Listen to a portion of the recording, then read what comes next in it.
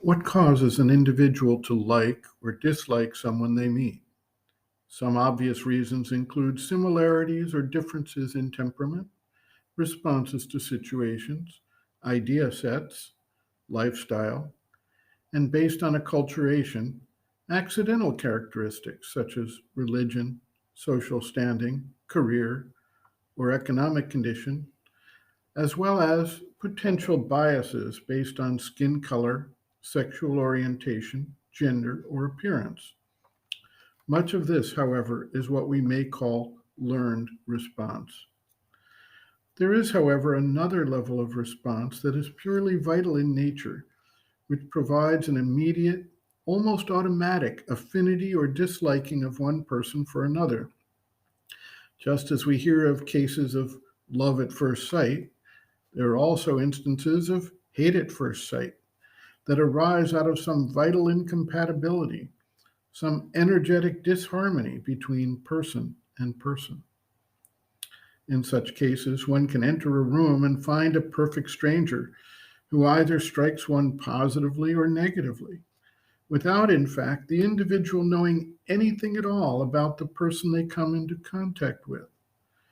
Some of this results from subtle signals, even in some cases, pheromones, operative at a level that is not consciously perceived, but nevertheless experienced. In other instances, there may be some karmic history at work.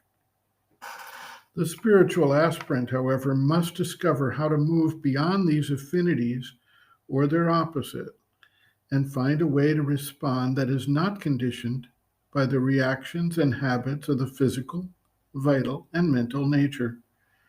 These reactions may still arise, but the spiritual aspirant needs to be able to observe and override them through the action of the psychic or the spiritual consciousness. Sri Aurobindo writes, quote, "The inequality of feelings towards others, liking and disliking, is ingrained in the nature of the human vital. This is because some harmonize with one's own vital temperament, others do not. Also, there is the vital ego which gets displeased when it is hurt, or when things do not go or people do not act according to its preferences or its idea of what they should do.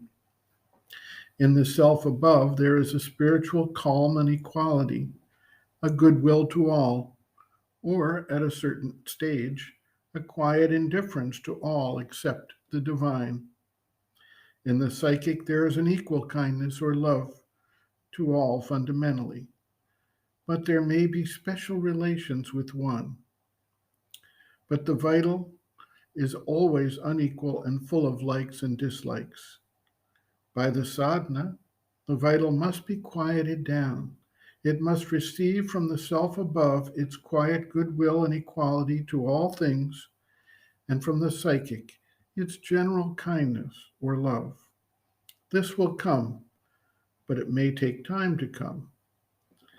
There are two attitudes that a sadhak can have, either a quiet equality to all regardless of their friendliness or hostility, or a general goodwill. End quote.